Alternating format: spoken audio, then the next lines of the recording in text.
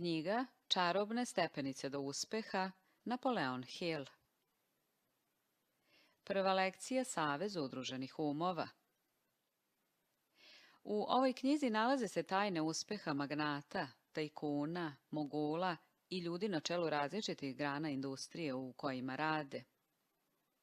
Oni su ličnosti koje istorija pamti po dobru, a ne po zlu. Za razliku od novopečenih biznismena, bivših zatvorenika koji danas pune naslovne strane, oni su genijalci. Pobeđuju i ne kukaju. Ne posjeduju samo snagu, već i klasu. Iako ne možemo baš reći da su sveci, nesumnjivo su veći od života i često rade ono za što drugi kažu da je nemoguće da se uradi.